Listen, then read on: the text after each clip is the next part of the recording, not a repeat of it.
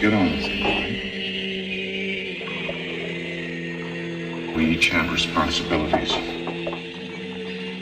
Yeah. So I think it's time you and I had a little talk. And you're old enough to get your head down out of the clouds and start keeping both feet on the ground, right? Okay.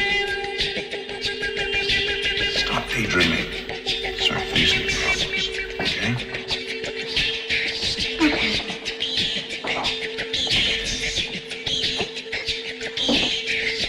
There. I think we've had a nice talk.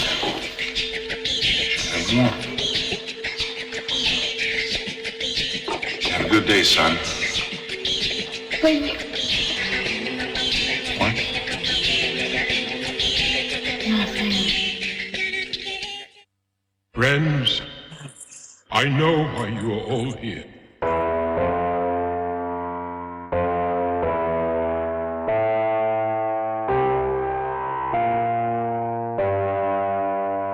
The nothing is destroying our world. I also know that you have come for help. And I guess we are now here. Welcome to the very first broadcast, I suppose it is, of Light and Shadows. So we have source, which is light, and on its own, it's just, too bright. We can't see anything. There's no substance to it. And so we bring in shadows, which has layers, textures, depth, color, all those wonderful things that we enjoy and call this physical reality. And so, my name is Shane. Some of you may know me by one of two last names, Bales or Sedore. The reason for that is I was born Sedore and I was adopted and renamed Bales. But I guess we'll get to that today because this is the first time I've done this. I have no idea how fucking long I'll be able to speak to you. Get used to the swearing. It's going to happen. I'm going to assume that there's a lot of people who will see this who have maybe never heard of me before. So I guess I should take you through the story of who I am, what I've been doing both in and out of the community, in life and in general, and basically why I'm sitting here, I suppose, at this point. So, as I said, my name is Shane, and I was born into what you guys typically know as the Illuminati. Not everyone who's born into those families is necessarily used in programs, projects, and cults, or necessarily involved in any of the operations of what we call the Illuminati, but some people are. That's definitely typically selected by some type of, I don't want to say ability or special ability, but some type of proclivity that they have, some type of, good word besides ability. Let's just call it ability. Some type of ability that they have that could be instrumental to the programs, such as psychic abilities, abilities to see ghosts, abilities to communicate telepathically, various things of that nature. Going back in my story with revisionist history, what I was told was at about 3 years of age, by the time I was 3, I had not yet spoken or really said anything. And then one day I spoke the entire film of the Neverending Story from beginning to end. This opening to this, the music there, that comes from the Neverending Story. And that's part of why. The person who told me about that told me that they knew that day that I was in trouble. And I was. So that happened when I was 3, and when I was 4. I was selected and taken to meet what would be my first handler. So I'm in Canada, and I was taken to Marineland. And I'm not sure how many of you would be familiar with Marineland. So it's kind of a bit of an amusement park focused around aquatic animals, mostly. they have a bit of a zoo there as well, but the big feature was the killer whales. As a kid, I loved whales and I wanted to be a marine biologist, so that was a great place to take me. And yes, as a kid, I got taken backstage, which was awesome. I got to see the whales nice and close. Then I got taken to this other little room, which led to this other little room. And then I realized that this second little room that I was in was not a room at all, but an elevator.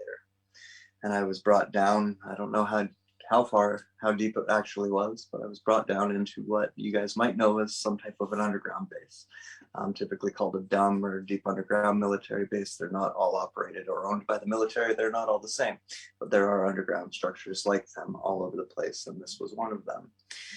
Now I was a 4-year-old kid, and I was just introduced to what my first handler would be. I didn't know that at the time.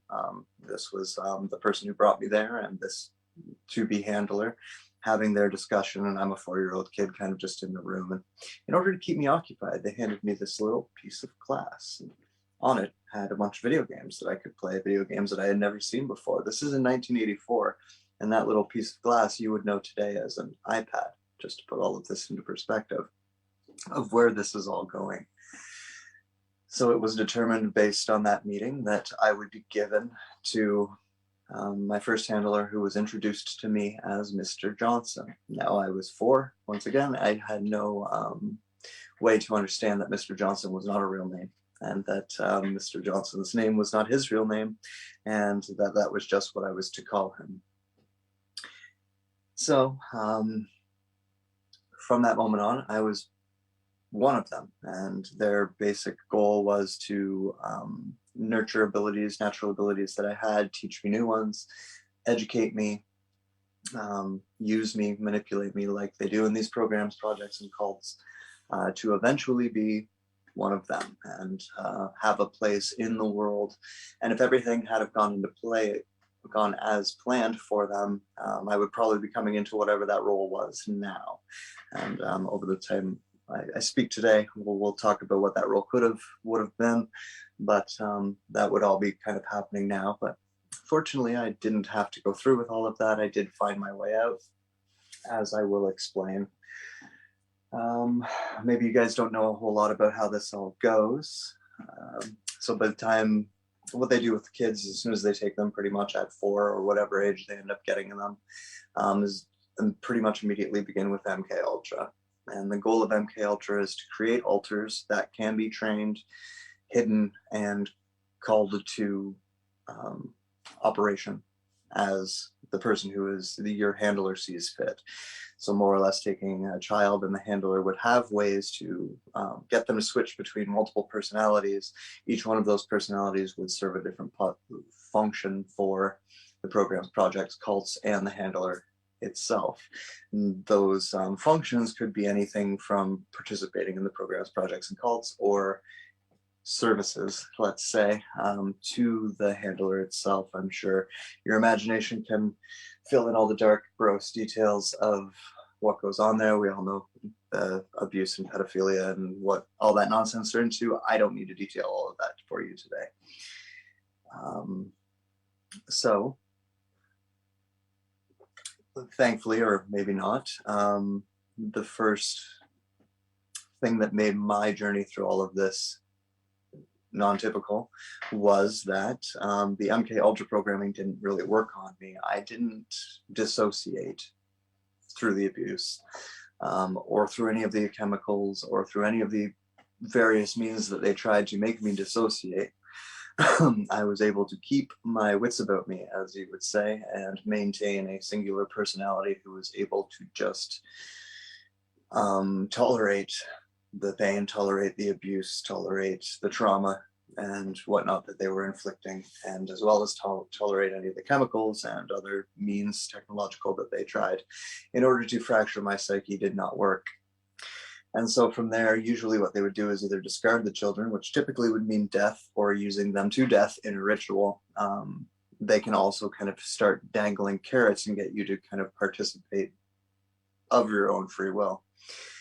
Looking back on it in hindsight, I don't know that, I guess I do know now, but I didn't know at the time that I wasn't viewing all the things that were going on around me within these programs, projects, and cults as wrong or not normal to me, this was just life. And so when they started asking me to participate, I started doing it kind of thinking that I had to, kind of not knowing that I really truly had a choice, and not really understanding the breadth of what they were doing and how bad it was. Eventually I got there, but we'll continue with that on the story. So from between the time of 4 and 8, I was kind of bounced around between these different programs and mystery schools, if you will, that were training me, teaching me things, testing me in different ways, and kind of utilizing the natural abilities that I did have. And it was between 8 and 10 where I started to notice, mostly because the rituals were trying to get me to participate in rituals as opposed to just being a victim in one. I guess for whatever reason, I could stomach being a victim in one, but I wasn't willing to participate. And so that's kind of where I started to really realize that I wasn't going to be able to be a part of what they wanted, and kind of started to, I guess, push back. That really started when I was about 10. And then when I was 13, I actually did try to whistleblow. I tried to go to my family doctor. I tried to tell him what was going on. I tried to tell some family members. The end result of that was a panel of psychologists treating me like I was crazy, through the doctors, and the family members who I told are no longer with us. So that should answer the other side of those questions. But it was at that point in time that they realized that they were going to have to do more to keep me quiet. So that's when the real threats came in. They had already proven to me that they could hurt people that I cared about, which to me was always of more value than them hurting me. They could have killed me. I really wouldn't have cared. But when it came to them being able to hurt people that I cared about, that made me kind of play ball, let's say, because they were threatening people in my life. And so between 13 and 15, I kind of just remained in doing what they were doing, what they wanted me to do. I'll kind of get back into what any of these programs and stuff were a little bit more in detail at some point in time, maybe in other talks, but this is more or less to kind of give you a timeline of things. So at 15, because of all aforementioned irritations, but because I was willing to play along, I was given, as like, that's what they call it when they move you from one handler to another. I was given to a new handler. And that new handler is not what most people would consider to be human. She was technically about 9,000 years old and was kept alive by a form of life extension that I might talk about it some other time. But this is where I learned that the Illuminati had this pyramid above them that they called the parents. And what the parents were a group of beings who had life extension technology, could live theoretically forever. There's various means of extending their life, but these beings had been around for about the last 13,000 years and were directing this umbrella that we know as the Illuminati. And I started to be kind of groomed to be a kind of intermediary between them and what was eventually going to be some type of public group, which I'll talk about when we get there as well. Some public group that was going to be in my future. Of course, at this time I was only 15 years old and I'm now 41, but this was supposed to be in my future. And this was to become my job. So I was basically being apprenticed by one of the parents in order to be an intermediary between them and humans. And this came with a lot of, let's say, different types of responsibilities.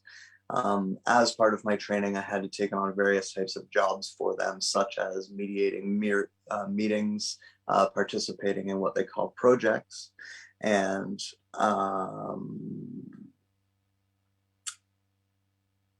I had to take on a public job working for an organization that specialized in paranormal activity. And my job was not to be Fox Mulder in the X-Files. My job was to be the guy who wants to bury the X-Files for forever. But I didn't do my job very well, and I'll come back to that whole topic at another time as well. But that was what that role all came along with. And during that time, I was heavily used for communication with different types of beings. Another all came along. Oh, I just heard myself. Something is going on. I mean, they shot listen, let me tell you how deep this is going, people, so you can understand what I'm going through right now. He's trying to reveal the information that he wants to talk about right now. I have just been blocked 3 different ways from Sunday, and I'm doing it individually by hand. So if you pay attention, people, give the big old middle finger to Meta, Facebook, whichever you want to call them, and anybody else out there, and you hold down and you share the shit out of this. Go ahead, Shane. So, yes, through that role, I was used to communicate with a variety of different beings, which was something I had also done when I was younger, but this became a little bit more different. So let's talk about the Illuminati just for a minute, just so that I can continue this story. The Illuminati were created by an off-world species of extraterrestrials that we know as the Draco. This was about 13,000 years ago that they created this structure. The parents worked directly for the Draco. So when I said that I was starting to have to communicate a little bit more heavily at that point in time, at the age of 15, I was talking about, I was being introduced to the Draco. Now, Draco would appear and participate at lower levels in various programs, but to actually communicate with them directly at those higher levels is something that you had to be kind of trained for. So that was part of the training that was going on as well. Prior to that, when I was much younger, they also used me the same way for communicating with different things, because I have certain types of telepathic and psychic abilities, and a very good communicator in conversation. So, and because I wasn't afraid of much. But anyways, when I was young, I was used to interacting with a lot of different types of ETs, a lot of different types of people, people from prior Earth civilizations, people that we are kind of kicking around here still on Earth too, that aren't out in the public, as well as higher ups throughout the world of politics and music and various types of art and whatever else on planet Earth.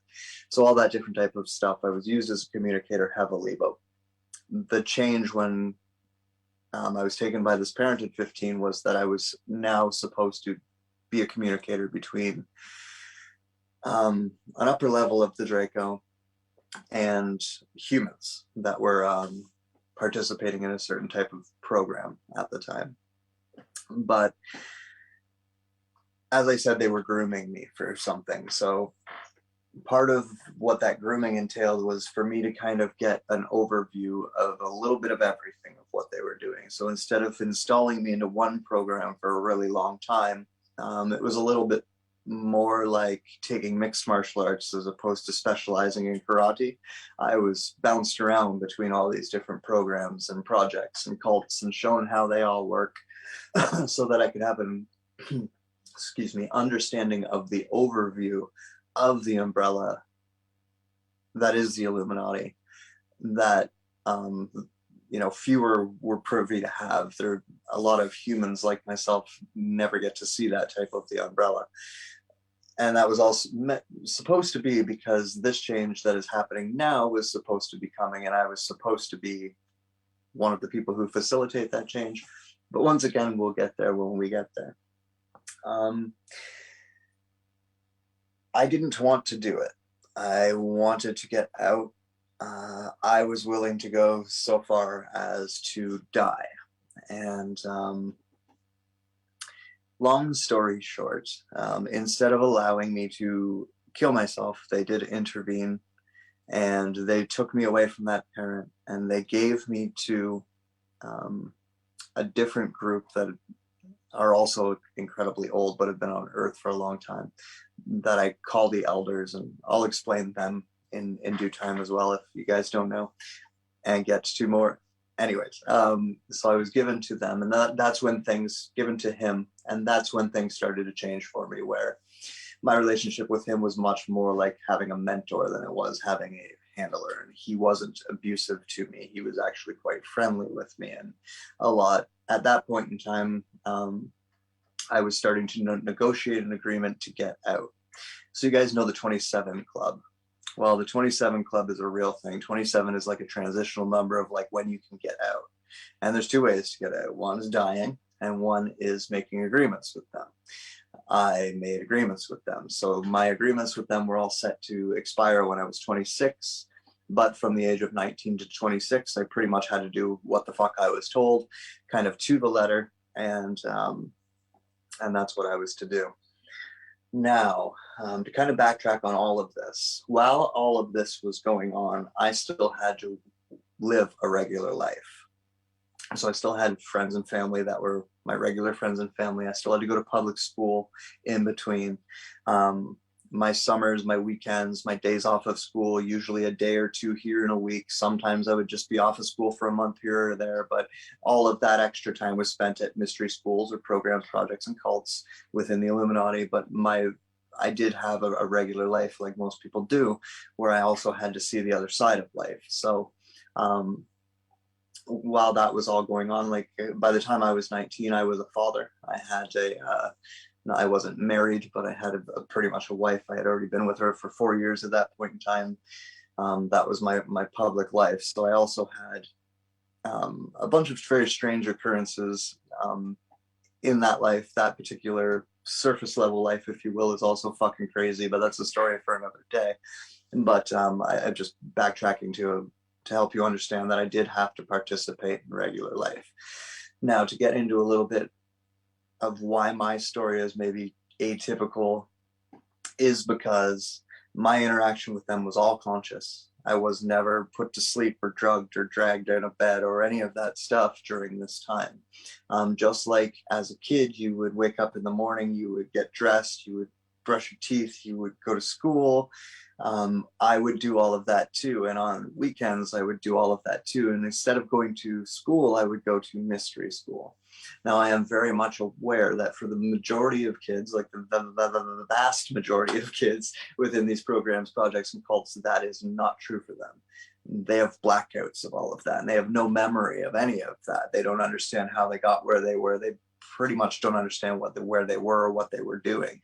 And they have a lot of very fuzzy, recovered memories.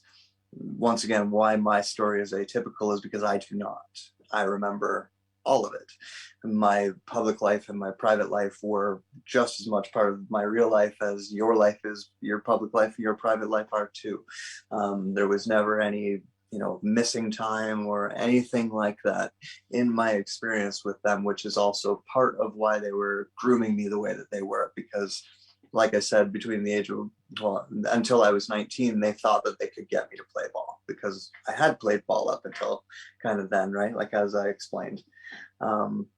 Once all of that turned into me having to be the nefarious one in it all, I wasn't cool with it. Playing on the same team as the nefarious people, I was kind of okay with, which I mean, I'll probably explain in ad nauseum as you guys get to know me or over various podcasts or radio broadcasts, whatever we call these things these days. Anyways. So when I was 19, and part of my agreement to get out was that, as I mentioned, I was working for an organization that worked in paranormal studies. My job was to interview people, collect data, attend haunted houses, poltergeists, exorcisms. I spent a full year interviewing alien abductees, all things paranormal. And this is all in the real world. I mean, like, we were part of a government run in Canada, so this was part of a Canadian run organization, very much like what ended up being the X-Files, and timing is about right, just for the record. But all of these reports, as they would come into various authorities all over Canada, we would have reported to us. If it was close enough to my proximity, me and other members of my team would go investigate it. And we were all kind of led to believe that what we were collecting was going to be a bunch of data, a huge data set over about a 10-year period. That was eventually going to be used as an education package for schools, that they were going to take all of this valuable material and proof of the afterlife, and proof of extraterrestrials, and proof of all that shit, and they were going to use it as a way to package it and put it in the school. So that's what I believed I was doing that entire time. So of course I was happy as fuck to go along and go out there and deal with poltergeists, and deal with ghosts, and show up at places where people saw strange creatures and Sasquatch sightings and anything you can think of, and the little paranormal thing. If you've seen the X-Files, you know exactly what I'm talking about, that type of stuff. Through that, I became aware of a bunch of different functions as well, such as like what people call white hats, which are essentially just people who did get out of the Illuminati at various levels, but still have to play by rules of the Illuminati. Anyways, at the end of what I was doing, none of what I was told was true. They took all of that information, more or less the X-Files, if you will, just conceptually here, put it all in a folder, and they buried that. And they made sure that that's never, ever, ever going to see the light of day. And once that was done, I got a big thank you, and I got let go. So basically what I helped them do was provide a shit ton of disinformation while also eliminating a shit ton of valid information from the public's availability. Having no idea that that's what I was doing. I thought I was doing the other. Now, to kind of bridge all of that experience over into the community that you guys must follow in order to have followed or found me here, you know, there's researchers out in the public who have written books going all the way back in time, who have got information from the Illuminati over time. And we call this disinformation because it's, you know, a bunch of truth, but there's these very, very well-directed lies that always keep people chasing their tail and always keep people looking in the wrong way. And I used to do a lot of that. That's why I know this, is we would call people who are now researchers that I would almost call peers in this field, because I know some of them personally, and we would talk to them, usually in groups, and give them a bunch of information that they would then go write books about, do conferences about, show up on radio shows, go on coast to coast about, all of that type of stuff. And, you know, pretty much, you know, any major name in the conspiracy field that you guys could probably throw at me, I could say probably at some point in time had a conversation with someone like me at that time. During that time anymore, that's not so much true today, but it definitely was through the early 2000s, going all the way up to like 2016. I could recognize all of the information that was getting written into what is now the lore of the conspiracy alternative community on the internet. So there's a part of me that's a little bit outspoken about what is believed and what is real, and that's why, is because I was actually part of watching you guys get misinformed about UFOs, get misinformed about space, get misinformed about life after death, get misinformed about psychedelics, get misinformed about all sorts of things. And so I can see it from both sides. I know what you guys have heard, and I know why they told you that. So that's again part of why my speaking is a little bit atypical from other experiencers of the Illuminati in that way. So yes, and during that time I was also by them put through school, like university, got a degree in psychology, had a very small practice, had a lot of money, did pretty well. And then, because I wanted to get out, when I did, once my agreement was done and I hit 26 and I finally got the, okay, you're all clear, my bank account went away.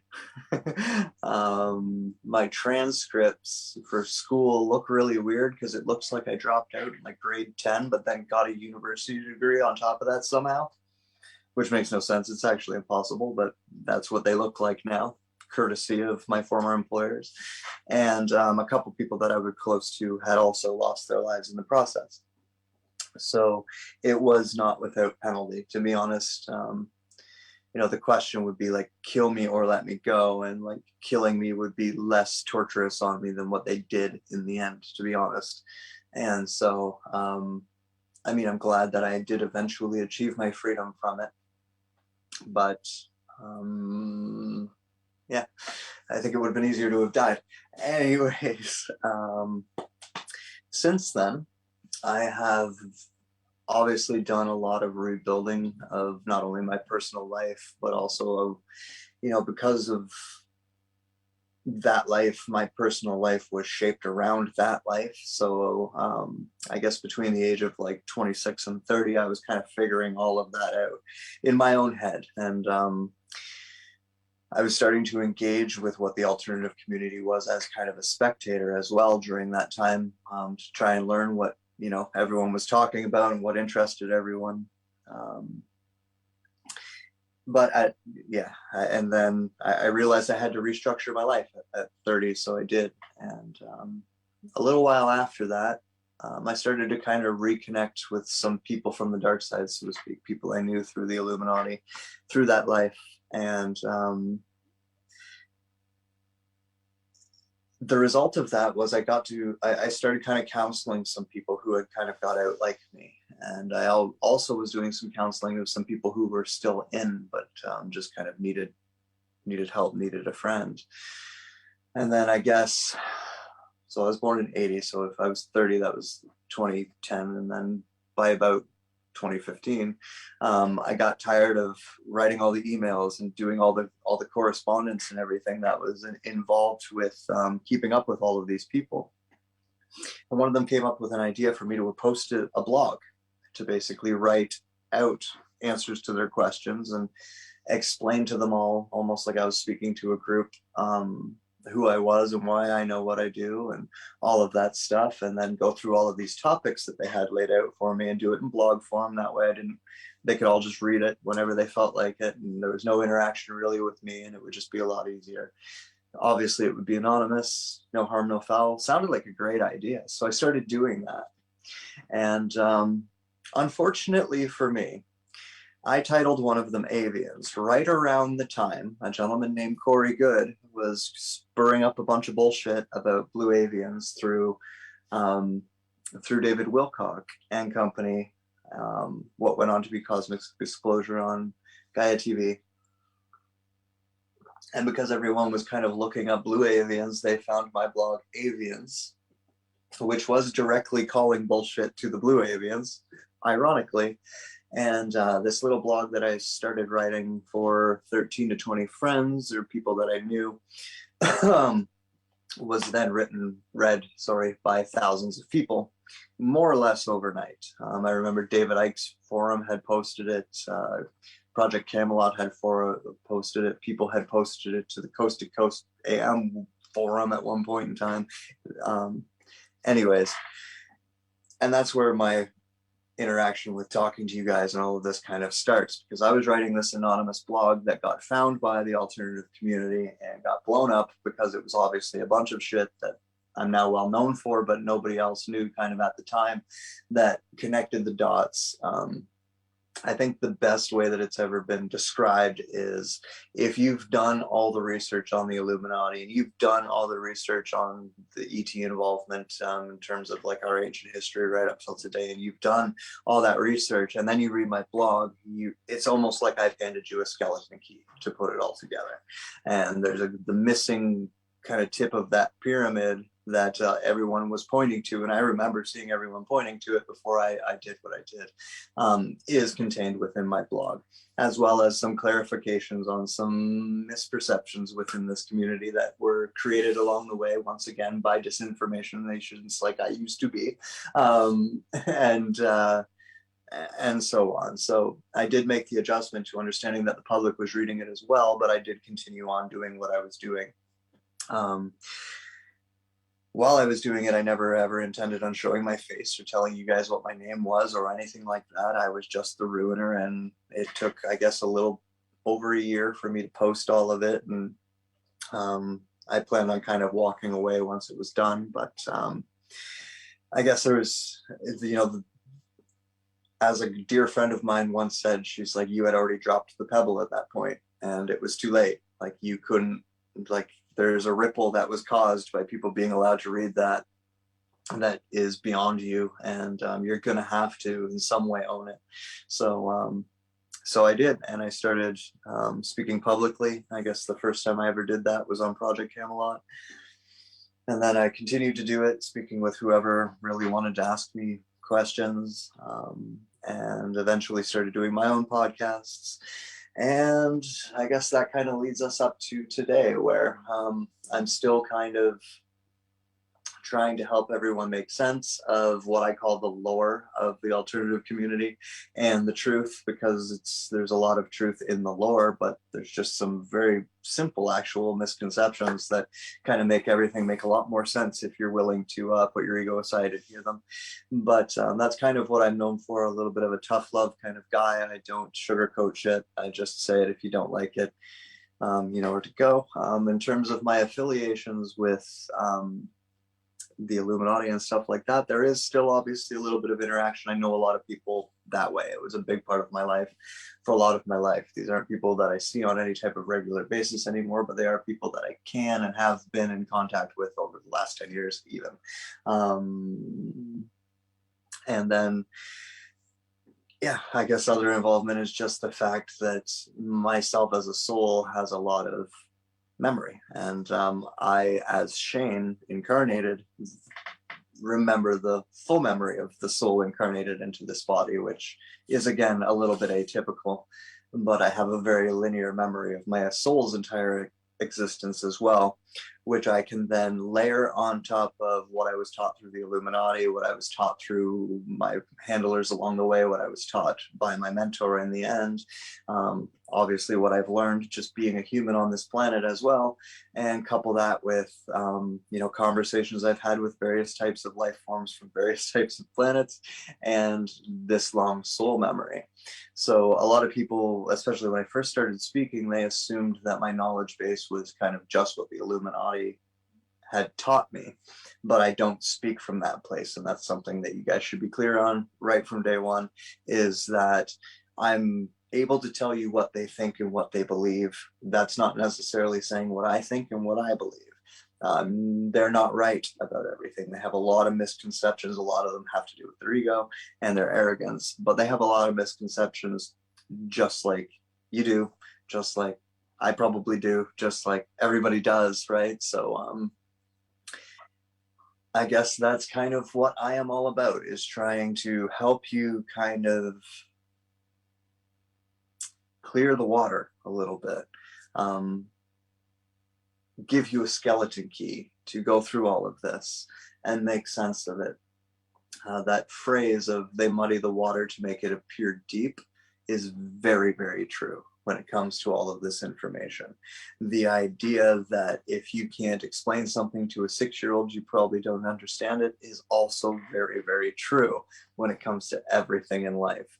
And I have a few things that I say on a regular basis you guys will get fucking sick of hearing me say, such as, it doesn't matter what happens to the being, it's what the being does once it happens to them, because I absolutely believe that. I don't give anything or anyone a pass. I've been through a ridiculous amount of abuse, and I'm not an asshole. So I don't give someone a pass for being an asshole just because they've been through abuse. Proof is always in the results. There's a lot of stories out there. There's a lot of theories out there. There's a lot of concepts and ideas out there. If there is truth to them, there has to be proof in the result. You have to have something in the real world that says that appears true. Now, of course, there might be new information that comes along that makes that appear untrue, or that something else appears more true.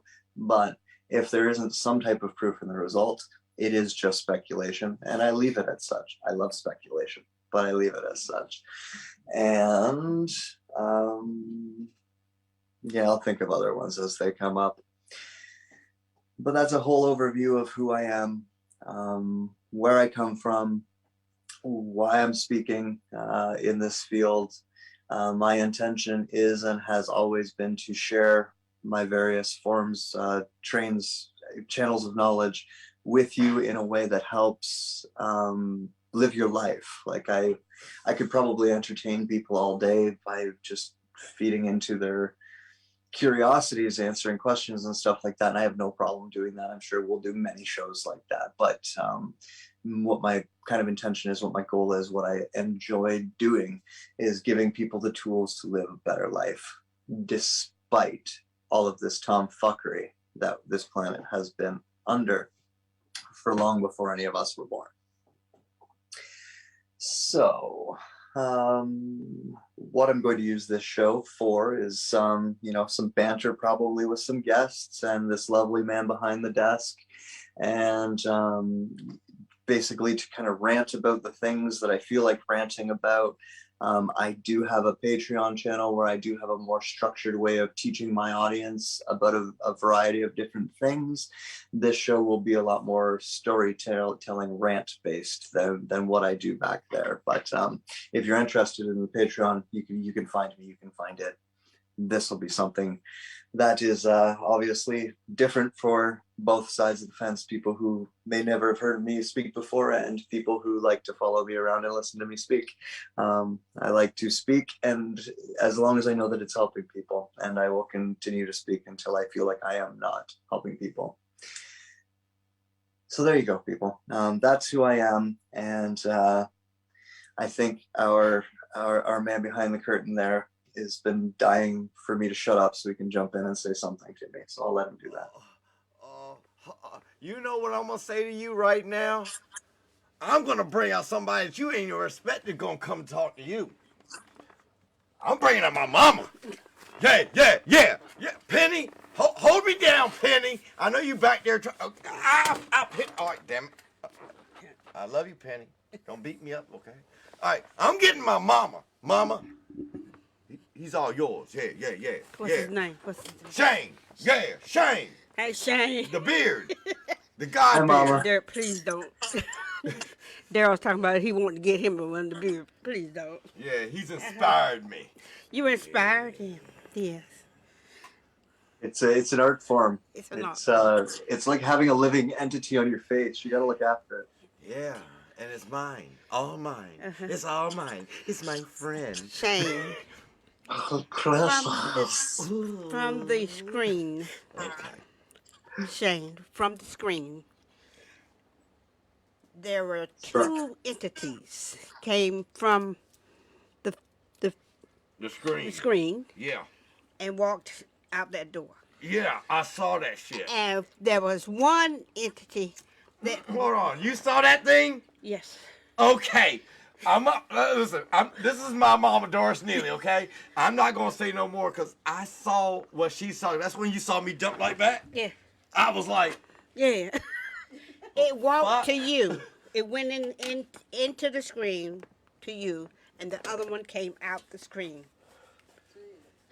Yeah, I have a unique ability to attract and piss off things like that. So that's not a surprise. I mean, you kind of messed my head up. I mean, from the beginning, I had to say that the computer was messing up. Everything was like going haywire. I couldn't. I mean, Facebook blocked me. Penny got blocked on trying to put a message in the place. I'm sorry. You know something? You're a little too hot, brother. I like the beard though, so we gotta stick together. You know, we gotta fight this thing. I don't know what to say to you, Shane, but my first question would be: are they still after you? Are they still wanting you? Are they still using you? That was my question. Okay, well, that was my question. Hey, we can't think together. Okay. Okay. They definitely still watch everything that I do. I guess I should talk about this too. I've had rules ever since the blog was found in terms of what I can and can't say. There was a set of rules put in place right when this all started, so back in 2015. There's an implied set of rules I should mention that I knew ahead of that, but then once, of course, it became a public thing, I had to have a meeting with them, kind of get a slap on the wrist, so to speak, a very good stern talking to with a warning, and then a list of rules. And a lot of that is not to name specific names, locations, and other specific methods of doing things, such as the reason why I don't ever say what all the different methods of life extension are. That's an example of one thing that I can't and don't say. Right around the time when I started Patreon, actually, was right after renegotiation of those rules. And part of the reason why I started the Patreon was because what they said was that if I do things behind a paywall, it grants me a little bit of a leeway, because once again, people are paying and exchanging and engaging in it that way. They're kind of, it can't go viral. That's a lot of what it is. It can't just be readily shared, or at least it won't be just readily shared. So they think that was some type of a loophole. So my rules kind of adjusted a little bit. And then once again, when I decided that I was going to start teaching what I call magic privately, I got another phone call, had to go to another meeting, had to get another set of rules laid out for me for what I was doing there. And in terms of monitoring me, which is really all it is, it's really just monitoring me. For reasons I won't go into today, they can't do much to me, or they won't do much to me. Like, I do follow the rules. Let's put it that way. The rules are fair, to be honest. So a lot of I think sometimes, like, say, let's just the naming names. If I were to really name names and then someone were to go and attack that person, they would be in danger. And that's not, that's on me then, because I put that person in danger by naming that name. So I avoid things like that. Yeah. I'm gonna ask a question that I know that, even the conspiracy group that I just found, and I put you in this broadcast in because they want to know,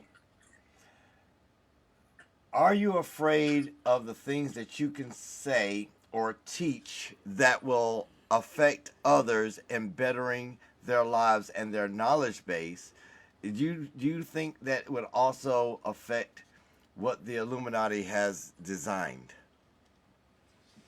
I believe that we can. They don't think that I'm right. So I think that's part of why I'm doing it, to be honest, is I do think that if enough of us kind of were to get back into magic, that we would outnumber them in terms of strength.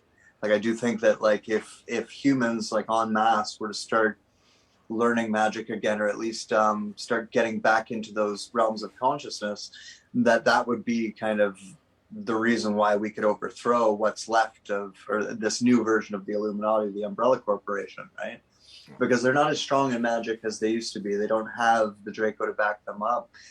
They don't maintain as much ritual and as much practice in their magic. And to be honest, a lot of these new people are so ingrained with the technology that they don't even use the magic, right? So that's one way that I think that we could get back at them. Thankfully for me, and I guess for anybody who wants to learn it, they disagree with me.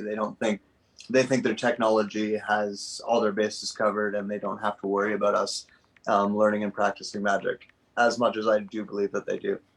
But that's because they're arrogant and they're children, and they'll learn the hard way. You start with the word arrogance. Okay. All right.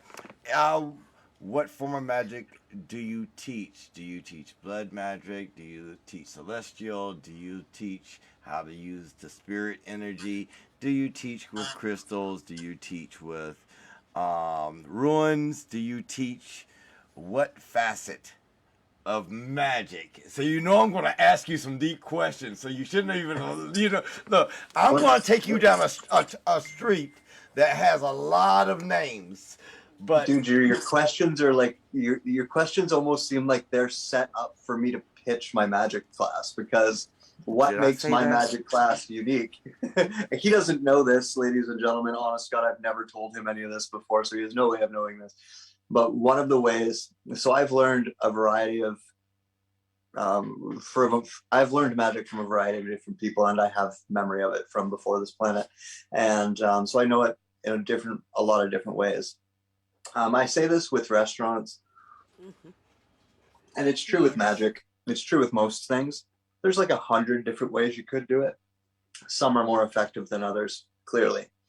What I have done with mine is, now most magic, and this, you mentioned a bunch of different varieties of exactly what I mean, is all magic has to kind of take power from something. If you imagine like a fuel source for the magical operation, that power has to come from something. Right. Pretty much anything you could learn from books available to you, pretty much anything you just mentioned, in some way, shape, or form, takes that energy from someone or something else, right? What I teach is that you don't need to do that because you're a fucking energy generator. And if you learn how to generate and store and control your own energy well enough, then you can use your own energy to do it.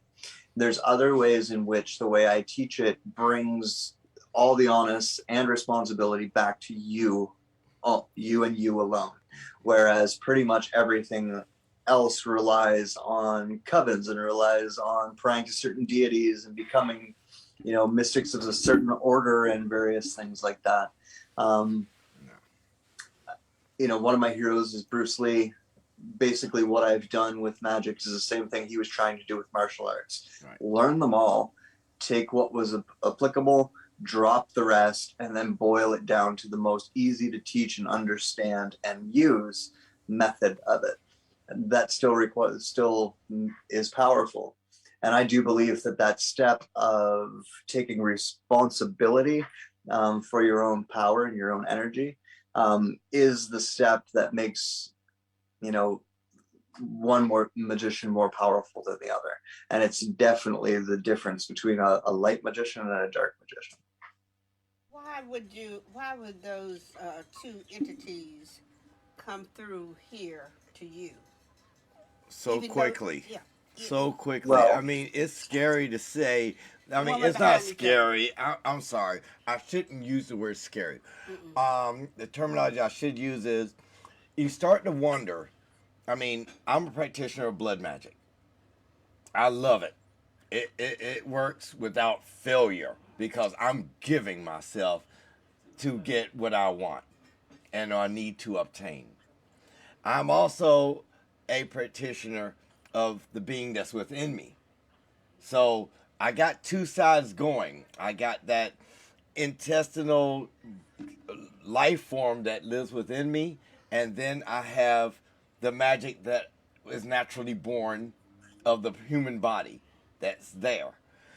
Now, when I saw the two beings, One coming, one going. one coming, one going, it was like, okay, I'm off this shift, now it's your turn type attitude.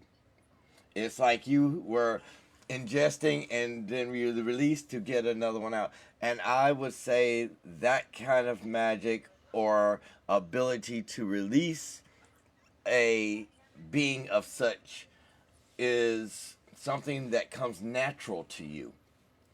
So what kind of beings would you be releasing? And is that part of your energy core? I'm not really sure I understand. Like the way that I would perceive that is, and I think what is happening just in general is, I'm speaking to a bunch of people who've never heard me speak before. And a lot of these people, and yourselves included, probably it could have something to do with the two of you for all I know. You're all in tune with these things, and therefore there's a lot of spirits that are also in tune with you. And so now they're hearing someone new that is also in tune and they're curious. So that would definitely be coming. In terms of what came back, I don't know, maybe it was the same one. Maybe they just came and saw what they wanted to and went back. I don't know what order it happened for you. And it could have been that. It was two different hairstyles, Mom said. And I saw it as well. And I'm like, hold on. What the hell is not on my shift? I didn't place in this movement thing going on. I've got this whole neutral thing going on where like things come, they check out, and they realize that there's no point in them sticking around, and they go away. That's kind of one of my strengths. It's when I say neutral, it's because I'm not aggressive with anything. I don't have to be. When you're trained how to fight, you don't go picking fights. No. Right. Let's put it that way, right? So, I think the answer is still the same. I believe that I'm aware of it. Anytime I speak to a new audience, there's a lot of new energy that's kind of curious and wants to come check me out, and probably then wanted to go check you guys out on the way out. Like, who are they? And who are they? Hey, who they? Yeah, that's kind of true. All right, so I have a question from a Miss Penny. Ha, you know I'm going to have to ask it. Oh, there, see? Do you see the relaxation mode? Woosah, oosa, here we go. Woosah. All right. All right, Penny asks, can you ask him why he waited so long to talk to me on the record? And I bet you I got the answer to this, but I'm going to open the door for you to say it. But I'm also going to add something to it because you know I'm going to have to add. Because you are a sweet and adorable human being, and I was worried that what I would say in answer to any of your questions might offend you. Once you were able to show me that you had thicker skin than that, it was a lot easier to engage. And I'm going to add, and it was the walk of destiny that you were supposed to lead him to me, where he will be on this network right now. It's almost like it is deemed, and it's kind of scary to say that word because I don't want to see through his eye, but yeah, it seems like there's a reason why these connections are coming, and there's a reason for these connections, and I don't want to see through his eye. I want to know the reason why you feel you're here. Well, I don't know. I think, it's funny. The whole reason I like podcasts is because I've always wanted to do a pirate radio station. I know that I just don't like talking to myself quite enough to actually do a pirate radio station, but I've always loved the idea. So when podcasting came along, that was kind of my version of that. And so to now kind of have this spot on a network with some like minds and some people I love and some people I respect, it's a new creative outlet. So obviously I think that part of my own personal journey right now is to kind of bring myself into a role I've always known was there and was kind of reluctant to actually say, okay, fine, I'll do it. But I guess this is part of me saying, okay, fine, I'll do it. If you hadn't have asked me, I wouldn't have asked you. So there's that too. So I mean, That's what I put it all mean. together. Destiny. I guess there's some people here who could benefit from what I have to say. I you know what I'm saying? I am amazed that, even my man Miles said that there are people that can be on YouTube and some people can't. Your truth needs a bigger audience. Your truth is real. There are things about you that must be said, and things that have to be said, because in order to illuminate individuals to what is to come, you must shed the light as you walk your path. So the bottom line is, your path is written, and your show is right here, right now. I mean, you are light and shadows. Well, part of what has kept me doing this is as any whistleblower does when they first come out, there's a bunch of kind of predictions that go along with the whistleblowing, right? Because it's part of how we validate what we're saying. If we know what we know, then we must be able to tell you what's going on and when you're going to find out about it, right? And notoriously, whistleblowers are always wrong until I came along, right? There's actually a comment thread back on one of the first couple of my blogs, actually, where people had found it, like 2015, where someone straight up asked me the question, well, if you know so much, tell me who the next president's going to be. And I said Donald Trump. And everyone thought that was fucking hilarious because nobody knew he was running yet. Like it hadn't actually come up, and who would have thought that he would have won, right? And I was right. He was, Hey, you know, so I would have bet on that horse. there have been various dates that other whistleblowers have thrown out where they said things would happen, and I said, no, that's not going to happen, and it didn't happen. There's been a few things that I said would happen and did happen, but so far I'm kind of batting 1,000 in terms of my predicting what was going on, which kind of is part of like, because coming from our type of background, like I don't have physical proof that I could hold up to the camera and say, see, I was part of this thing. See, I was part of this thing. See, I was part of this thing. My way of proving myself is through the results too. That's probably why I repeat that, because it's the only way I can prove myself. If the result ends up being what I say it's going to be based on this field of knowledge that is allowing me to predict it's going to be, that validates where I say I'm getting the knowledge from to an extent, because at least you know the knowledge is right? So it's the closest I can get to proving that I've done what I've done, been through what I've been through, spoken with who I've spoken through, interacted with who I've interacted with. All of that stuff is to be able to put it into the real world, into your life and everyone else's life in such a way that benefits everyone. And then once again, the proof exists in the result. Otherwise, it's just, fun stories. And I like fun stories too, but when you're trying to sell people on fun stories as if you can somehow save them, you're gonna have to get through me in order to continue that fucking charade. Let's put it that way. Well, our new host, Miss Rowena, said censorship is rampant. How are you going to avoid it? I know they're not going to want you anyway. They're not going to like you, bro. Let me tell you, they don't want the beard. They don't want Odin. They don't want no Illuminati. They don't want nobody that's going to reveal the truth. What are you going to look? What you going to do to beat the censorship out of them? In 10 years, I've had 2 things taken down, and both of them were because of things that I didn't say about this current affliction that's going around that people are. You mean COVID-19? COVID-19? Yeah, that whole thing. Okay. So, like, I ain't got no even fear. on my own podcasts, as an example, one of those 2, I ended up editing and putting back up and getting by the censors simply by taking that word out and replacing it with the word joy. And then that thing that people are getting stuck in their arms for the joy, I call a lollipop. And then the people who don't get the lollipop are sugar-free. So I could sit here and say all the people who took the lollipop are going to fucking choke to death and die. And this video is taken down. Because, right? And I could say all the people who are sugar-free are going to be just fine. And that's okay to say because I'm not saying what they don't want me to say. So I know the games they play. I know the way that they operate. I know their rules. And so I just operate within their rules.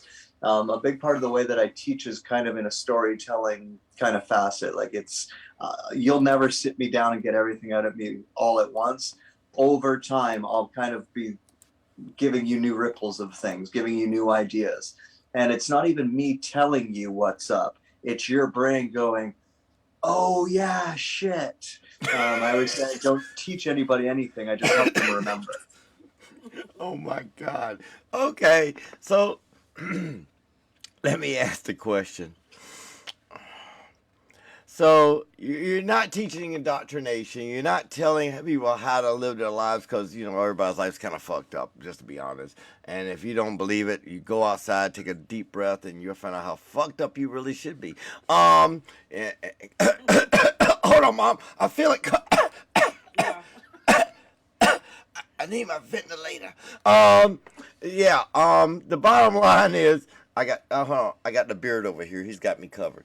The bottom line is, I need to know how much dangerous are you going to be? Are you going to get real dangerous? Are you going to put people on the edge? Are you going to scatter a little fear, a little truth? Are you going to illuminate these people? Are you going to let them sit there and hold their Magic Johnsons and pies, pies Johnson, and wonder, is he going to continue this and tell it next week, or are you just going to slam it with them and make them shiver?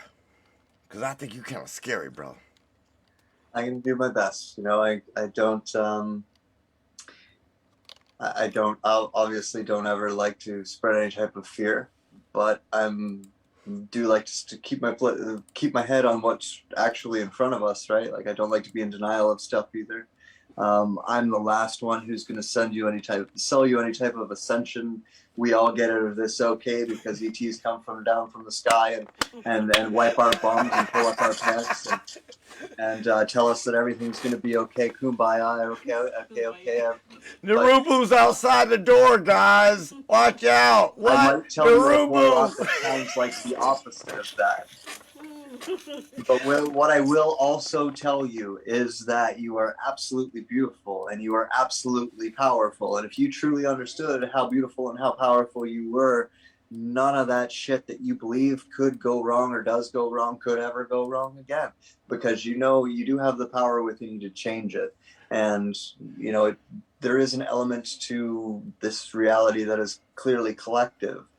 But even within your individual life, there's a lot of ways that or a lot of choices you can make to better your experience, get more out of it, and influence it in a more positive way.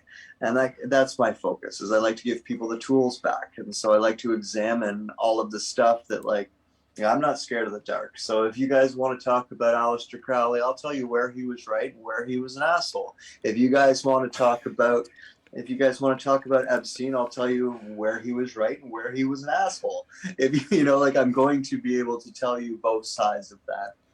And even with, like I said in my opening blah, blah, blah, Draco are an example of that. Like that's, like kind of our pinnacle. It's like our poster boy for evil, more or less. And I have spent countless hours speaking face to face with them. So I'm not scared to go to behind enemy lines to get information out of it. I can see beauty in pretty much anything. So, no, I'm never going to say anything to make you feel fear. I might say a shit ton of stuff you don't want to hear, but I'm not going to lie to you.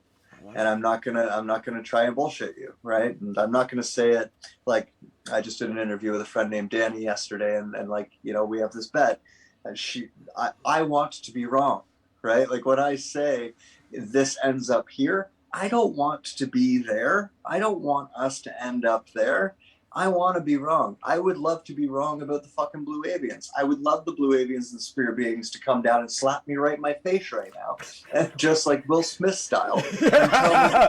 Hold on, he's getting a divorce.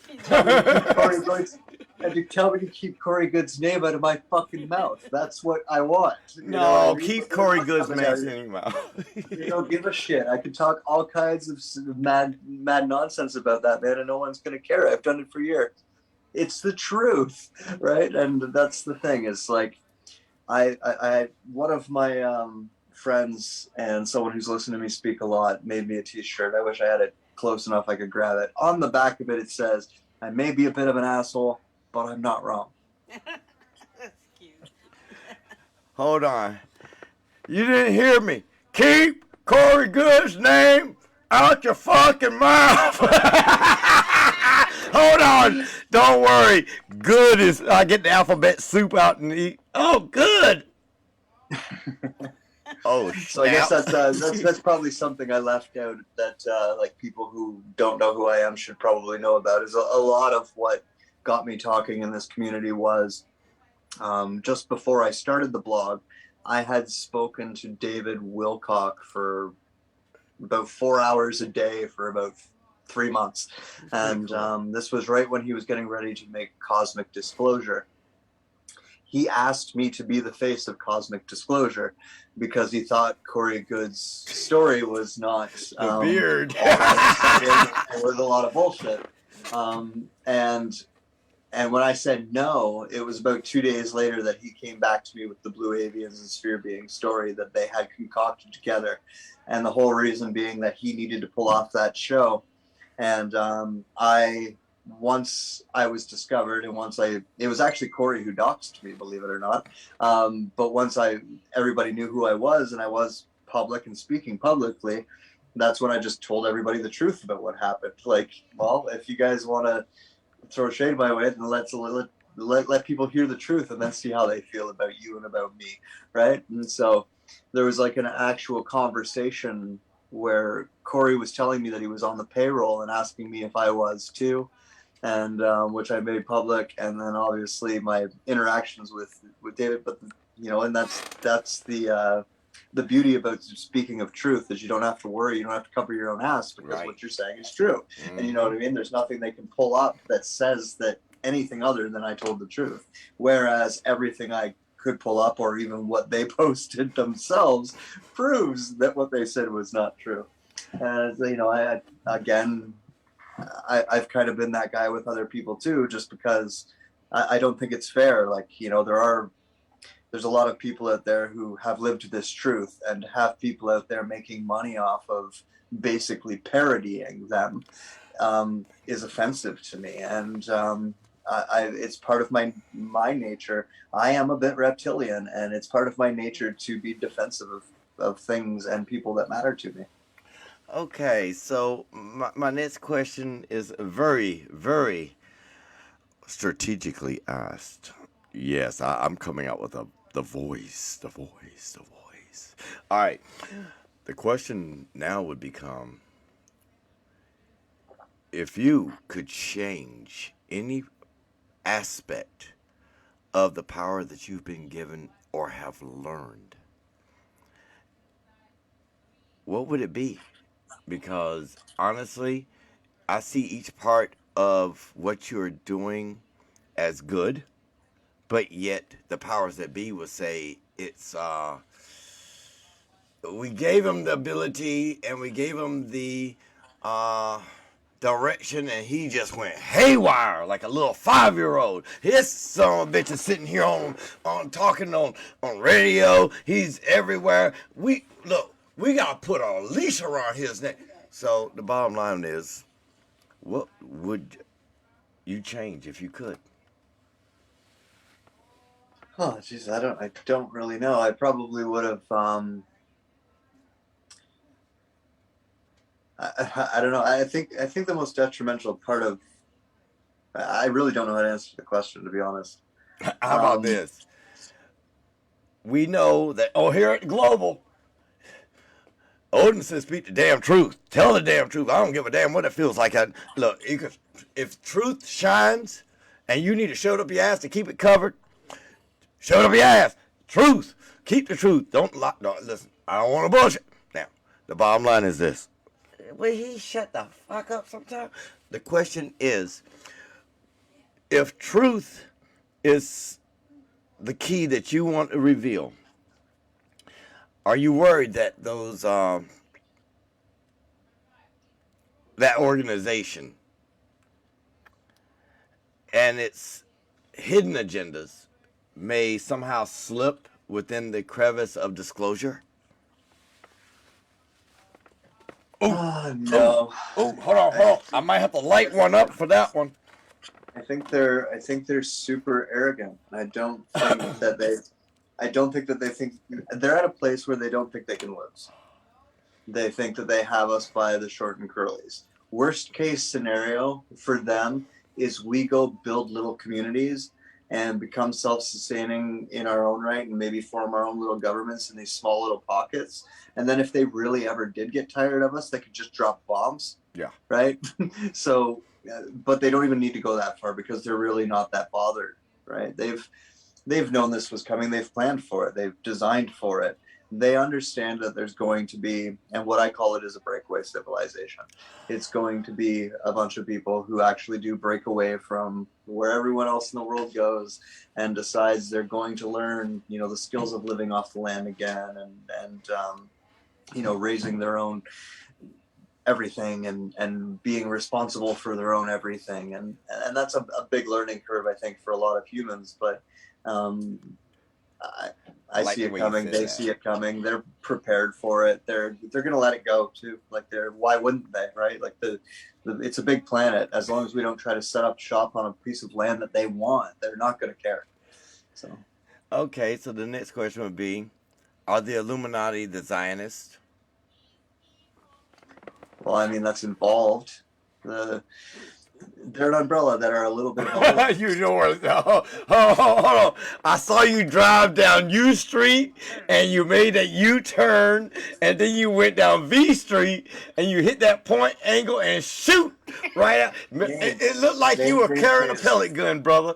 That deer kept running. All right. They're in everything. They're in everything. They're part that. They're part Republican. They're part.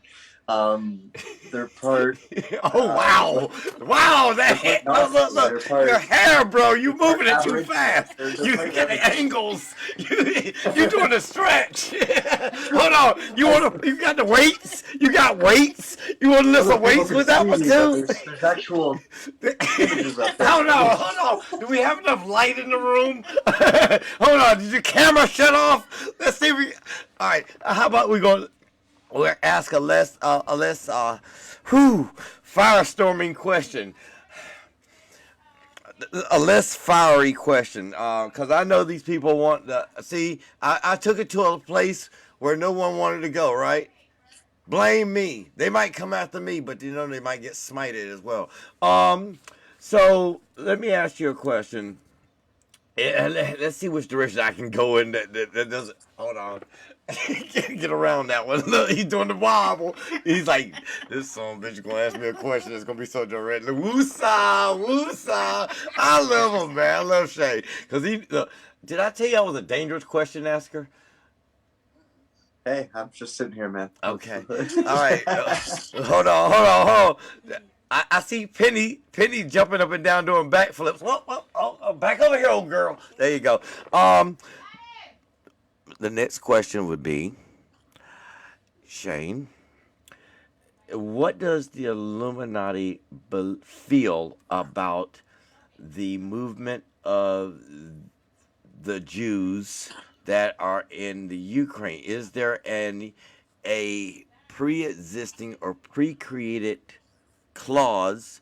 And if they do have an idea of what they want to happen to Ukraine, if they do, is it a metaphoric resemblance to World War II with Hitler?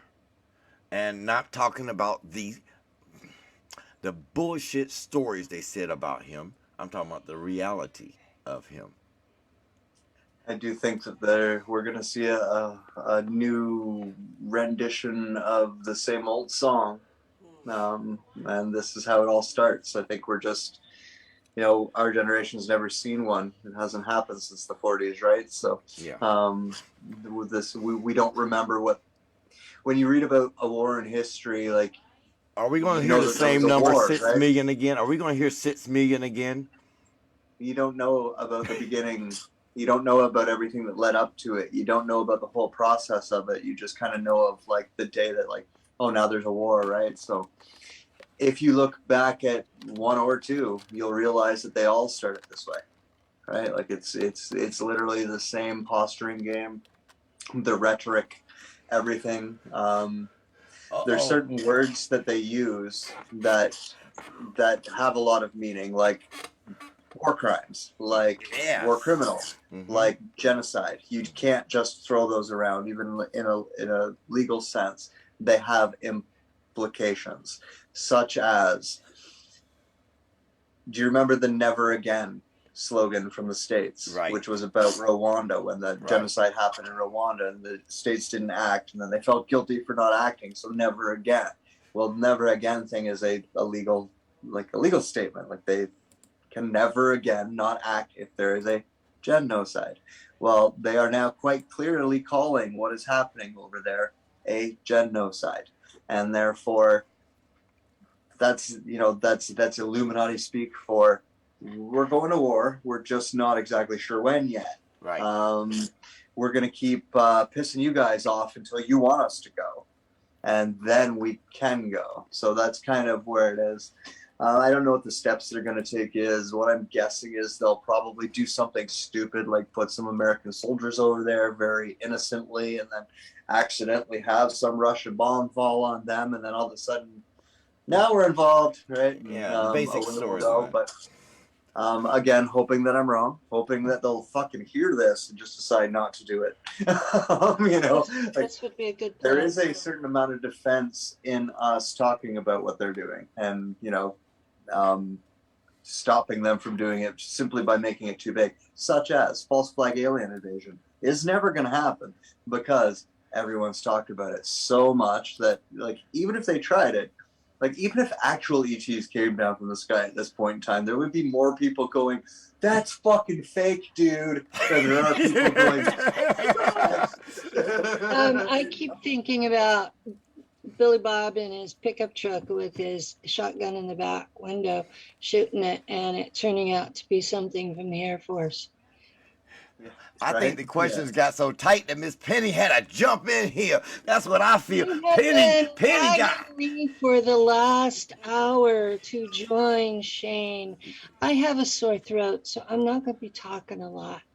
But yeah, I've been piping in the messages, and I've been enjoying it so far. So I've been good so far, Penny. Should I release You've him? been better. You've been better than some of the ones that you've been on with me. So yeah, you're doing okay. Okay. Shots fired. Shots fired. That was not shots fired. Hold That on, was I heard called that. Penny having a sense of humor for a change. Hold on, I feel like my chest just caved in. I might need to get that breathing treatment in before, you know, Penny might be trying to give me a little indigestion. So Shane, I'm not trying to do nothing but be funny. I'm sorry. you got it, baby girl. You know I love you, Penny. Hi, Go ahead, Mom. Doris. Talk to Penny. Hi, Penny. How How are you you doing? doing? How you doing? I got a sore throat, but I'll be fine. Well, you know, it looks good to see you two together on the screen because, you know, it's like the National Enquirer. Inquiring minds want to know. All right, the inquiring minds now want to know. And I don't know which one I'm going to go to for. Hold on. Inksy, Binksy, Minksy, whoa. Here we go. No. Here we I need a minute to introduce one more thing. Okay. Oh, shoot. It's his show. He can talk. I'm just If you are I'm just along for the ride. Go for it, brother. if you are familiar with me at all, every once in a while when I'm speaking publicly, I like to bring a little friend with me Hold on. I got my because friend somewhere. it helps me enjoy it a little bit more. So, just to kind of welcome myself to your network, I'm going to do this on air. Go for it. Come on. Go Come for it, on. you got You it. go. Go. Go. Go. Go. Go. Go. Go. Go. 420 rocks. Ooh, yeah. And it just so happens to be 420 today too. So there you go. I salute I was you. actually surprised you didn't on my show. What was that? I was actually surprised you didn't on my show. I actually haven't on camera in a while, but I figured it was Time to have some fun. appropriate because this is the first one. I mean, Well, hold on. There's going to be a second one, so you better get a second one, third one, fourth. well, no. I need to. I'm making sure that I introduce all aspects of myself as much as I can within this first episode. Okay. The only thing I haven't talked about is the machine, and I kind of don't want to. Maybe I'll do that another day. Okay. Listen, I will stay as far away from the machine. We'll Stop just, it, Penny.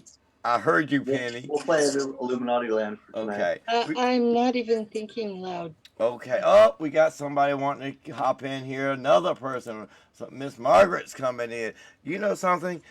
Hello. Oh, she's got the face. We're going to see if she's going to smile. Hi. Hello. You hear me? Yes, we hear you. Is that your mama? That's my mama. What are you doing? Hi, how are you doing? I'm glad you're doing well. Thank you. See, we know who that is.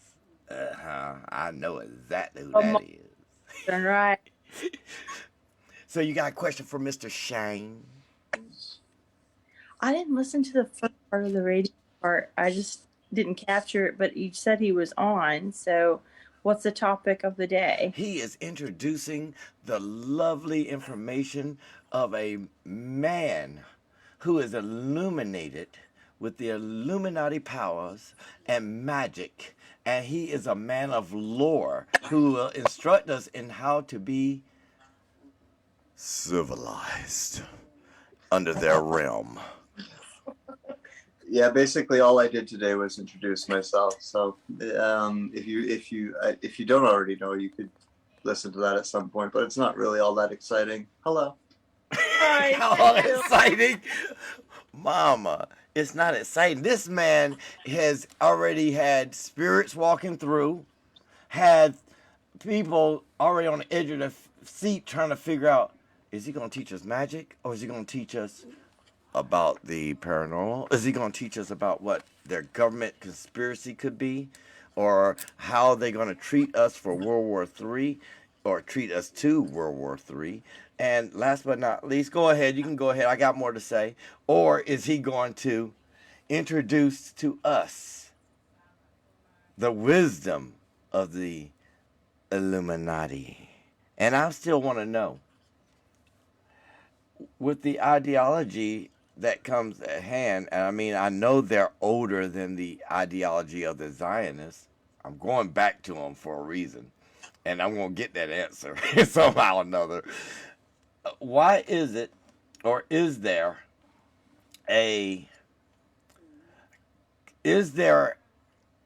point of unity or scheduled unity or possible growth unity that they could work together or separate? Because it seems like right now we're working upon the land or the ideology of the Zionist movement, which is to save, as a Christian, save the Jews from the Ukraine, which no one's after them. It's just get out the country like Germany did back in World War II, World War One. Happened in Germany. Germany signed, the truce, not the Nazis. The United States didn't want them in the country in the 1700s. Well, apparently they took them on in Project Paperclip. That's afterwards. That's centuries after. I know, but it stemmed from there. No, it actually stemmed from when George Washington took that $20,000, $20,000, and back in those early days when we were fighting the revolution against Britain. But I'm still going to go back to the point, and he knows where I'm going. I'm digging for it, and he's smiling because he knows I'm digging. Look, you know me. I came into this because I had the crash course version of it, because with looking into my family history and then having the abduction, having the experience with Earth Council shit, I had the crash course. I had the crash course. Yes, she had to have a crash course. All right, I'll go to an easier topic. Why are people... Well, let me kind of answer your question. Okay. Because what people call the Illuminati is an umbrella that organizes all of them. So, anything you can possibly name, no matter how far back you want to possibly name them, if they're a group and they operate, if they were either created by or eventually infiltrated and controlled by what this organization we call the Illuminati is. That was the way that they were successful. It was like, they are Freemasons, they are Knights Templar, They are Rosicrucian, they are Zionists, they are Jewish, they are from China, they are from Russia, they are from the Ukraine, they are from the Barbados, they are from Congo, they are from everything. You have different societies as well: Green Society, White Dragon, and a bunch of other ones that people haven't heard of. So yeah. Okay, so a little bit of all. So, and then in terms of ideology, the way that the ideologies are, all of the ideologies kind of lead to the same end, which is where we're at now, which is this place where like reality is being dissolved. They're, getting rid of gender, they're getting rid of borders, they're getting rid of any type of nationalistic nature at all, right? And this all, leads towards the transhumanism, one world government, one world religion, one world control structure that, everyone's been talking about for forever. And Right. they're fine with it because to them it's funny. They're like, we tell you guys what we're going to do to you, and you just walk right into our traps. Right. Well, And a that's lot literally of the way they look at it. the Ebens and stuff, so they saw what their world was like. So that's where a lot of it comes from. I learned about the alternative community. Actually, all right, I'm going to say something I'm not supposed to say. I learned about Project Camelot because I was still involved with the Illuminati at that time, and I heard a bunch of people making fun of it. They were like, straight up making fun of it and talking about how much control they had over it and how it was the beginning of a movement that eventually would do all of this eating itself. And they talked about like the Anons at that particular conversation, which QAnon and so on, right? So That was a big mistake. that's the whole reason I knew about this entire movement was because I used to listen to the dark side, make fun of it, and then educated myself. Well, there's really no dark or light. They're both. They all stand in together, and one seam is like when you hold a white string and a dark string in the dark. They both look dark, but they're still both light and black. So this is what shadow. This is what I learned from the teachers I had. So so there is a gray ground definitely as well in that philosophy. But continue. I have one huge ass question to ask later too. Go for it. No, go for it. Go for it. Because I know Shane. I want him to finish because it may come up with some things he brings up. So. Okay, so my next question will be, I'm going to dance away from the question that Shane has been looking at the stars and grabbing asteroids and comets from. I'm going to go into, and that was a nice blanket question. I love blanket questions. They just cover up just a little bit. Didn't get the neck, but you pull the covers up real tight. Snuggle bunny, snuggle bunny with the beard. All right, so the question now would be, Shane, are they aware of aliens, abductions, and why are abductions becoming so prevalent now, seen more now, talked about more now, and do they have an idea what happens to those thousands of children that get lost in national parks that end up nowhere? Or 3 miles away. When you're 3 years old, you're 5 miles away. I mean, come on, a three-year-old walking 5 miles. I mean, we all need to take a puff with Shane right now if you think a 3-year-old is gonna walk 5 damn miles. So I mean, let's go for it, Shane. Well, I mean, do abductions really happen more now than they used to, or do they happen less? Because it seems like they happen a lot less. But there's also the difference between, like if you think of like a Travis Walton type abduction story, like the man was gone for multiple days and there were multiple witnesses and there was multiple real world forms of evidence to show that the man was gone for all of that time. We also have people who like seem to think that it just kind of happens within a minute and they're back and they're forth and there's no real consequence to it, which is also possible, but probably happens a lot more frequently than people report that it does. And Shane, just to let you know, I'm an abduction case, so that's how I got all into this crap anyway. Yeah, and like I said, like one of the very early programs one of the programs that I was in was all about spreading, the basic narrative of what a alien abduction was something that they created. They showed you all of this through the X-Files as well, that they were kind of manufacturing that. More often than not, it was a military abduction, or what we call MILABs, that are happening. Right, and John DeDoza actually helped create that. Worked with the director for the X-Files show, so he considers more interdimensionals. that's what his books are about too, as well.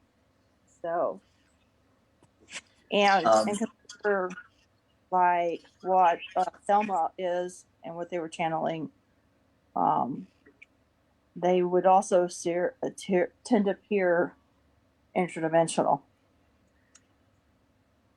than biological. Are they interdimensional? That's the question now at this point. Well, what do you mean, like our what interdimensional? Which The you know aliens, that are they which alien? interdimensionals or are they Which 3D?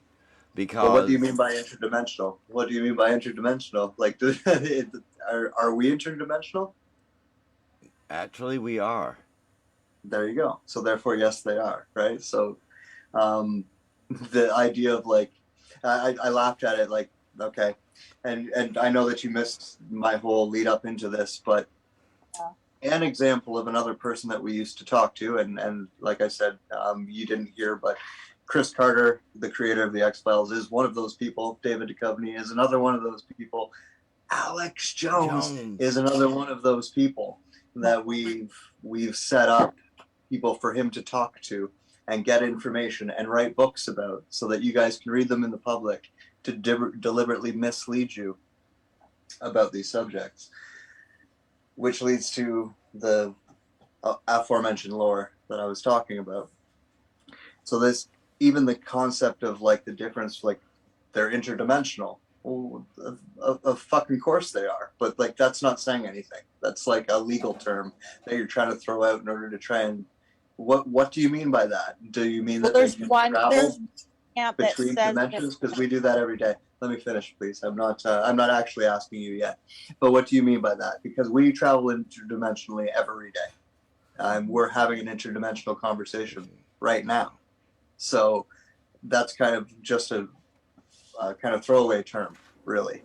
Do they travel here by traveling through space, or do they do that interdimensionally? Yes, they do that interdimensionally, because there is no really traveling through space. You portal from place to place by shifting from one dimension to another. Now, what is a dimension? Earth is a dimension, and within Earth there's a bunch of other dimensions. So, yeah, Tesseract.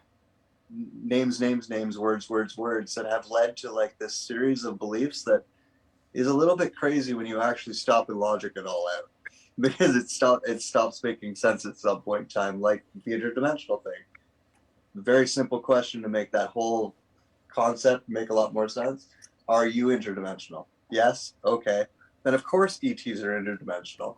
So why do we need to make that specification? Because you muddy the waters to make them appear deep. Right.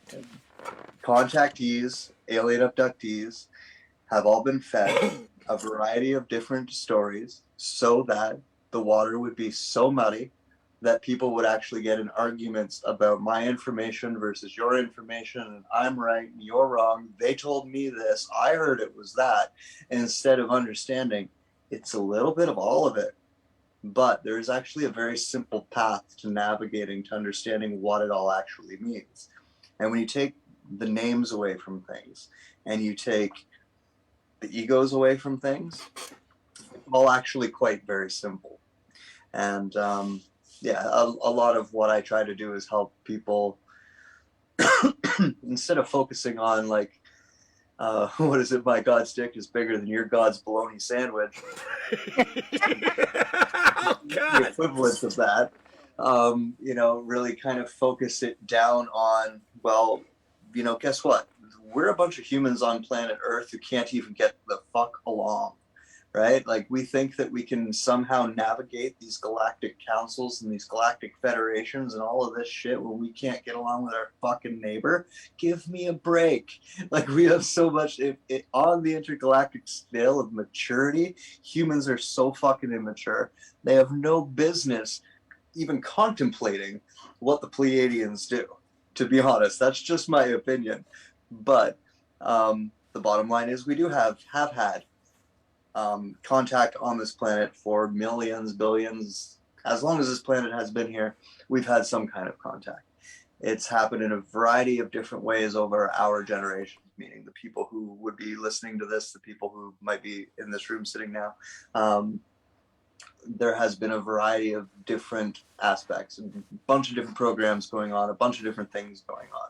Even the idea of my lab, like there was my labs in China, there was my labs in Russia, there was my labs in Australia, there was my labs in every country you can possibly name. It wasn't just the American government. It Correct. wasn't just that government. It wasn't just this government. One thing that I've kind of shown proof in the result was one of the actual headquarters of the Illuminati, if you will, in this new world order moving forward is and has always been Canada, not the United States. And now over the last 2 years, everyone has seen proof in the result. We have a health app called Babylon in Canada. We're putting up Babylonian obelisks all over our country. We are Babylon. The United States is Rome. They'll let that fucking thing burn. They don't really give a fuck because they've built their infrastructure up here, not down there. And that's part of the disinformation as well, is where did all this information come out? It originated through things like Roswell, United States, Area 51, United States. Everything has been focused on the United States, where all the real shit's been everywhere that you guys haven't been looking. Well, everyone in the United States been like, of course, because the United States is the center of the fucking planet and center of the fucking universe, right? Because it makes sense. It's like that patriot attitude goes into the alternative community too. And of course, it's been everything in the States. It's all, or Zionists, right? Like it's this idea that we can narrow it down to one thing. What I'm trying to, and if I seem like I'm getting like passionate about it, it's because I'm trying to impress this point of it's an umbrella. They've got their fingers in everything. They've got multiple variations of everything. And in terms of like, control of our planet, there has not been an ET come and go from this planet that the Draco did not know about in 13,000 fucking years. And that means that if they came and they went, Draco were cool with it. You got to ask yourself some questions. Yeah, my best friend was Draconian. Yeah, I love that. Was my crash course. Now, I am might as well be one. Like I've learned, what I've learned so far is we name everything, we label everything, and it really doesn't mean a hillbilly dick of shit. All these names. Like this is like we are humans, and that's the bottom line. Some are human mixers, that's the bottom line. And we're not always human. We do incarnate in different worlds and different lives. That's a whole other variable. That's a whole variable. That's I know. That too, yeah. Multi-dimensional being. No. But we're having a human experience, and that's the point. Is we are a multi-dimensional being. We are an interdimensional being. We have been ETs. We have been humans. We do this, all of these different dances, all simultaneously. Humans kind of want to be able to categorize and generalize these things in a way that is just impossible. You can't do that with nature. You can't do that with humans. Why would we be able to do that with ETs? Because we think we're a god. And you Exactly. remember the statement, I said a statement last night on Jeffrey Daugherty's show, Who's Next After This Show. I said, it's kind of funny that us petty humans are so petty in mind that we think that we can be God because God is allowing us to wander and be what we want to be for the time being. But when we sit there and we build our structures and we think we're God, that's when God says, "Oh no, smite!" Well, and yeah, and like what do they think when I say they? What does the Illuminati think that they are? They think that they are God. But on our side, we kind of think we're God too, right? And it's like, to God. And that's what I mean by like humanity is out of balance in such a way that, to me, from my perspective, it is kind of funny that we think we can make sense of Galactic Federation. We can't. Right? Like if we can't, we can barely exist in us. We can barely make sense of our neighborhood. We can barely take a piss without a drip in the water. Exactly. Look at what the internet has done to us. Imagine multiplying that by 13 billion. Right? We're not ready. We haven't figured it out yet. We have a lot of responsibility we haven't taken. And unfortunately, the more that we're waiting for some thing to come down from the sky and help us figure this out, the more far behind we get from actually having something from the sky come down and try and figure things out. And a big example, like I think the best example is Anunnaki. There are speakers all over this community who talk about how they talk to the Anunnaki. They're in contact with the Anunnaki. The government's been... The word does not in any way, shape, or form imply a group of anything. It is literally like saying human. It is literally like saying bird. Ant? It is those who came down from the sky. It's literally like saying the people who got off the fucking train. Right. So my experience with That's that. what the word means, though. Sorry. So my draconian friend, when we past life regressed him, he comes back, and he didn't know this, as a fallen angel as well. And he does talk about the dimensional war that happened there, which made them fall to 3 and 4D. And they do talk about how they incarnate when they died in the physical plane. They went on to incarnate in other lives, and one of those lives was actually the Anunnaki, because I watched another reptilian friend of his talk and over the internet, and they were talking about their lives at that time period. And he's revealed me some secrets about himself. He says he's a fractal. He can be in more than one place at once in his lifetime here. So he's not just here, he's also everywhere else. It's like a TV screen with a picture and a picture and a picture. Tell him to come and visit me. No, don't laugh at that. I Don't need laugh somebody at to that. shake my If winky. you would like to validate anything that you just said, tell him to come visit me. Because I would love to meet him. So like Okay, wait a second. He used to tell me before to bed.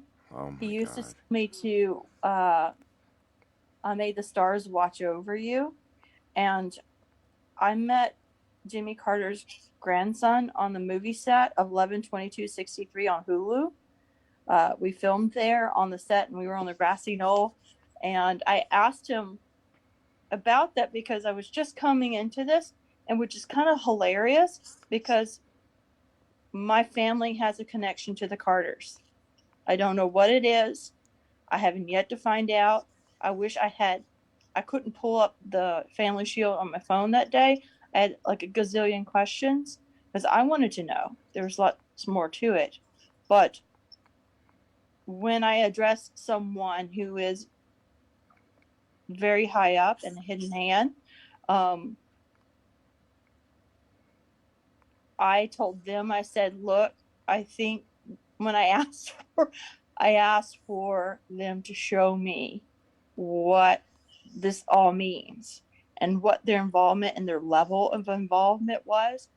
That's when I realized I had the crash courses. My ancestors were definitely doing that and involvement, as well as showing me and introducing me to all these people. And I agree with you with the statement you made earlier about the world involvement. The first person I met after my abductions, I went to a psychic class in Garland, Texas called Metaphysical Way. And there I met a lady there, and she is actually part of the Illuminati. She introduced me to my draconian friend. They ran a show called The Weird. Anyway, her husband actually worked in Frankfurt, Germany on Shell Technologies that ran the Malda project, which is the sister project to Montauk. And in one class, we actually experienced her. She disappeared, like her soul disappeared out of her body because they were trying to soul transfer her right then and there. And when she came back, we were like, well, what just happened? You know, she said, I saw my husband. He's been dead for so long and whatever. And he's like, but she was somebody else. She could see the body on the other table. And she came back. When she came back, she revealed all this to us. And we were like, I mean, it was in a room of 20 people. Sorry, not 20, probably about 10 or so. So, I mean, I do agree with you on that. that, you know, they have their involvement and hands in everywhere. And it's not just, you know, a place. It's all over the globe, and it's involved in a lot of tech companies, a lot of oil and gas companies who made these investments when they were being told about this technology and stuff. So, but anyway, going to the Anunnaki, he would tell me stories and stuff. I would also read what they would say online, but a lot of times I couldn't read it because it was in his language. It was on whatever. But he was very cautious about me talking about it because he's like, one, I don't want you hurt, and two, I don't want me hurt because he says if they kill me here, I can't come back in this world here for another 100 years or so, because there's some rules that they can't incarnate and they have to wait. So I mean, it was interesting to learn all this stuff, but I think like this stuff is also what my great grandfather knew. I have a history of Templars and Knights of Pathalamus, who are like the Indian whatever. There's on the girls' side, there was Daughters of Rebecca, and also the what's the other girl one? Daughters of the Nile.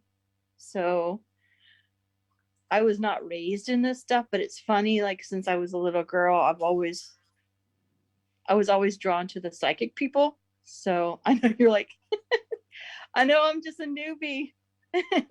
And it's, to me, it's what you're saying. Yes, I know. And I've been through all this. I even went back through my files, and it's like crazy. Like some of the stuff I wrote, I'm like, how did I know this like 10 years ago? And some of the stuff I channeled and shit, I was like, I read it and I'm like, how the hell did I know that? So it's interesting. But I think my most dying question, if I could ask anybody, I wish I did ask the person who I was acquainted with. I wanted to know, like, who knew my grandfather? What was he like? Why was it the connections to the Carters and the Kennedys? And because the story goes is that there was a big battle of war, not just here, but dimensionally and interdimensionally, which actually broke the Freemasons in half from the New Order and the Old Order. They somehow summoned the Hounds of Hell, and that's actually on my family shield, the Hounds of Hell. So I don't know. Yeah, and when I touch magic, I change timelines. I don't know what the fuck. I will never touch that shit again. Because it scares the shit out of me.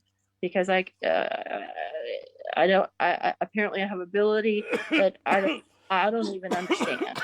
I know you're like, Excuse me, we got 5 minutes left of the show. God damn it! Hey, God damn it! I'm drooling. 420, brother. but my God biggest damn it! Hold on. For 420, my brother. You know I had to crank one for you, bro. I'm so proud of you. I'm so proud that Margaret's here. I'm so proud of my man. I'm proud. Shane, is there something you gotta tell the public, Shane? Because we only got a few minutes left. I guess we'll come back next week. We'll play this game again. See what happens. And I don't know. Like I got some free entertainment out of this. So everything happens for a reason, as they say. Happy 420, everyone. And Oh no, I gotta get on camera, Shane. Because these people don't believe. These people don't. Good God, Jesus. People.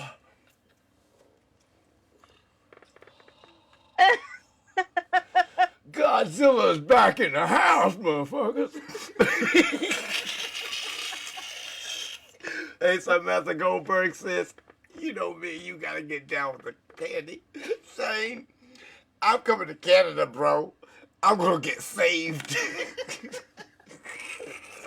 I was gonna learn this class, bro.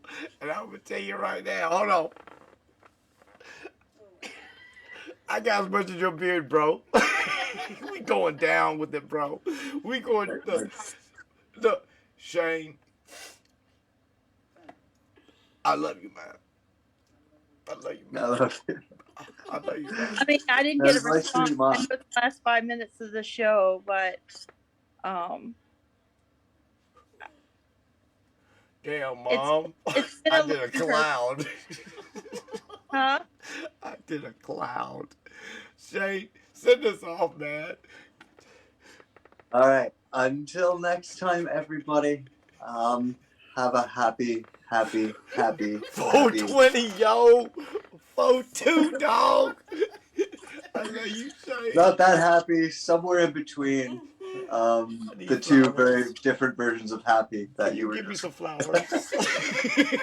I need flowers. I love you. I love you, Margaret. I love you, Shay. Penny, Mama, I'm down with the sickness. Let's go save the world. I love you all. We Shay, enjoyed you. Y'all Shay, need to come to the festival down at in Pamplin, Virginia. There's a 420 fest. yeah, she's gonna be there, everybody. You need to load up one, girl. You need to load up There'll one. be a Good night, everybody.